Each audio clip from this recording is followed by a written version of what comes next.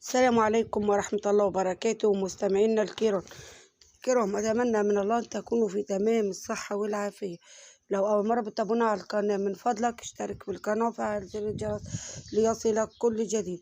إليكم نشرة أخبار مصر حوادث اليوم. عناوين: أسماء ضحايا ومصابي حادث الإسماعيلية السويس بعد اشتعال سيارة بسبب رقص المايو. سقوط صانعة محتوى في قبضة شرطة الآداب. أرشيف حوادث حفظ التحقيقات في وفاة عروس مدينة نصر بعد ساعات من زفافها. بعد فيديو تقسيم الخط الأمني يضبط سائق ميكروباص استغل الركاب. تاجر في المخدرات وأخفى حصلاته بالعقارات والسيارات واستجواب متهم يغسل 70 مليون جنيه. طالب يحرر محضر ضد صاحب سكنه في أسيوط وسبب مفاجأة. نيران الغدر القصة الكاملة لخناقة الإخوة الأعداء بسبب الميراث. إصابة سيدتين بسبب حريق شقة سكانية في الوراق. سقوط شخص من عقار سكني في التجمع. لم يحترم قدسية الصلاة. ضبط عامل يتهم بسرقة هاتف من داخل مسجد براس البر. إصابة طالبة مدرسة تمريض أثر سقوطها من الطابق الثالث بالإسماعيلية. السجن المؤبد للمتهم باستدراج طفلة من ذوي الهمم والتعدي عليها بالشرقية. السيطرة على حريق مخزن بلاستيك بكلبش. محامي زيزو يتقدم بطلب لاتحاد الكرة استفسار عن عدم صدور قرار بشأن مستحقاته. إخماد حريق داخل مصنع في إمبابة دون إصابات. سقوط ديلر الحشيش وعصابته بعد فيديو المزاج العام بالغربية. إليكم التفاصيل. أسماء ضحايا ومصابي حادث طريق الإسماعيلية السويس بعد اشتعال السيارة. شهد طريق الإسماعيلية السويس الصحراوي في نطاق مدينة فايد محافظة الإسماعيلية حادث مأساوي أسفر عن مصرع شخصين وإصابة آخر أثر تصادم عنيف بين سيارة ملاكي ودراجة بخارية عقبها اشتعلت النيران في السيارة. تلقت الأجهزة المعنية بلاغا بوقوع الحادث وعلى الفور انتقلت سيارة الإسعاف برئاسة الدكتور محمد طنطاوي مدير مرفق الإسعاف بمحافظة الإسماعيلية إلى موقع البلاغ. وتبين وفاة كل من عبد الرحمن ربيع محمد 17 عام مقيم بعزبة صيديع بمدينة فايد وأحمد نصر 20 عام مقيم بمركز فايد متأثرين بإصابتهم في موقع الحادث. وإصابة شخص ثالث كما أسفر الحادث عن إصابة إيهاب جمال محمد 45 عام والمقيم بمنطقة أبو سلطان بإصابات بالغة شملت ارتجاجا بالمخ ونزيفا داخل بالمخ خليا بالمخ والبطن إلى جانب كسور وصحاجات متفرقة بالجسم. تفاصيل مصرع يوسف وأمين في نهر بالحومدية. تواصلت تحريات رجال المباحث مديرية أمن الجيزة لعدم وجود شبهة جنائية في حادث غرق طالبين في نهر النيل بالحومدية. تبين من خلال الفحص أنهما تعرضا للغرق لعدم إجادتهم السباحة، حيث أكدت أقوال شهود صحة التحريات وانظارات جهة التحقيق المختصة الجثتين عقب انتشالهما، وتبين عدم وجود أي إصابات ظاهرة بهم، وأن الغرق سبب وفاة الطالبين كما تبين من خلال التقرير الطبي أن سبب الوفاة هو اسفكسيا الغرق، والتي تعني عدم تمكن الجسم من الحصول على ما يكفيه من الأكسجين عقب تعرضه للغرق. وورد بلاغ لغرفة النجدة بمديرية أمن الجيزة يفيد تعرض شخصين للغرق في نهر النيل بالحومدية. انتقلت قوات أمن إلى محل الواقعة وشرطت المعلومات الأولية لأن يوسف وأمين طالبين تعرضا للغرق لعدم إجادتهم السباحة. نيران الغدر القصة كاملة لخناقة الإخوة الأعداء بسبب الميراث.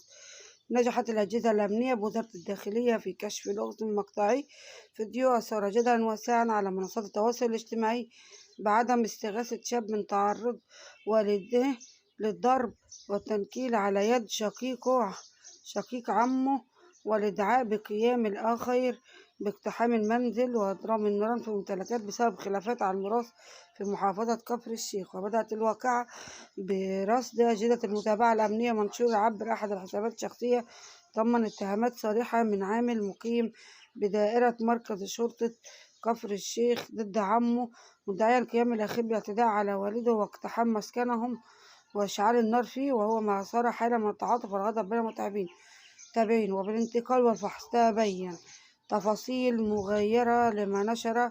تبين أن صاحب المنشور اتهم عمه بالسب والقذف فقط نتيجة خلافات أسرية قديمة حول الميراث، نافيا في أقواله الرسمية أمام جهاز التحقيق ما نشر سابقا حول إضرام النيران.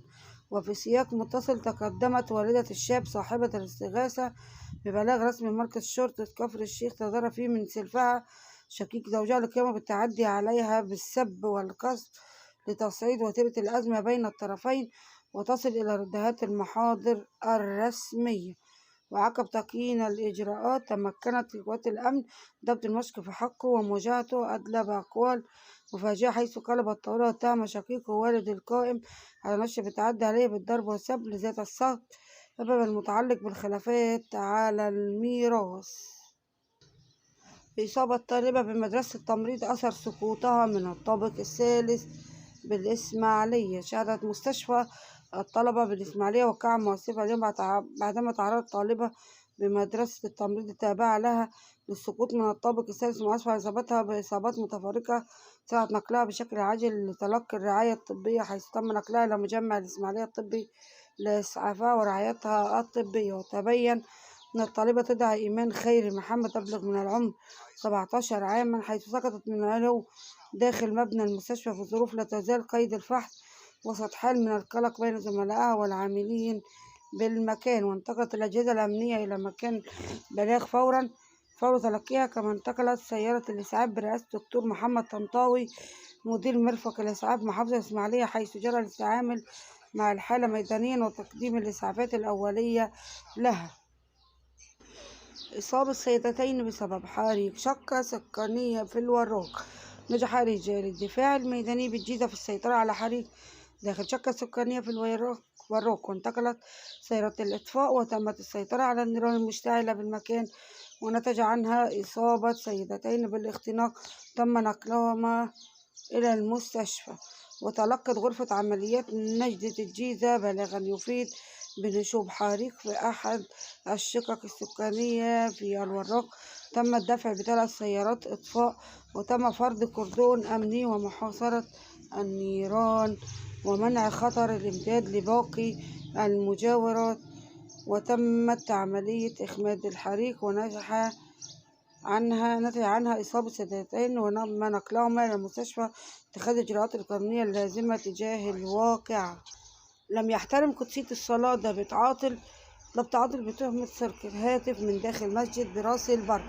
كشفت الأجهزة الأمنية بمديرية أمن دمياط ملابسات مقطع فيديو يظهر تداوله على نطاق واسع بمواقع التواصل الاجتماعي يظهر فيه أحد الأشخاص أثناء قيامه سرقة هاتف محمول من داخل أحد المساجد مدينة راس البر، وهو ما أثار جدل من الحالة من الاستياء الشديد بين المواطنين ورواد السوشيال ميديا.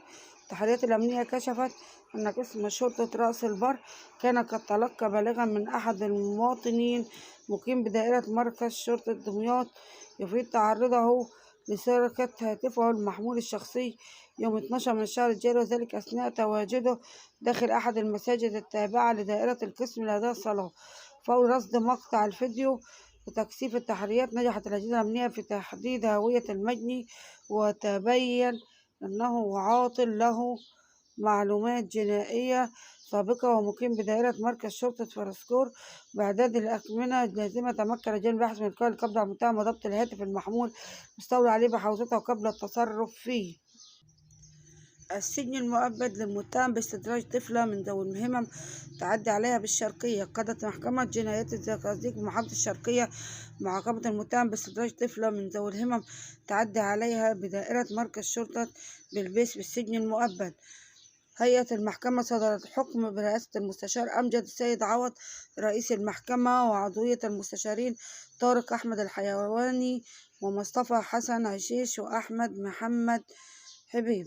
وتعود أحداث القضية رقم 14,192 لسنة 2025 جنايات مركز بلبيس، والمقيدة برقم 1693 لسنة 2025 كلية جنوب الزقازيق ليوم 3 أبريل من العام الماضي، عندما قررت النيابة العامة إحالة المتهم محمد صادق س 26 سنة المحكمة الجنائية بمحكمة جنايات الزقازيق للتهم بسجاير الطفلة نورة ألف لام عين 15 سنة من ذوي الهمم الشرقية واعتدى عليها، وذلك بدائرة مركز بلبيس. والسلام عليكم ورحمة الله وبركاته مستمعينا.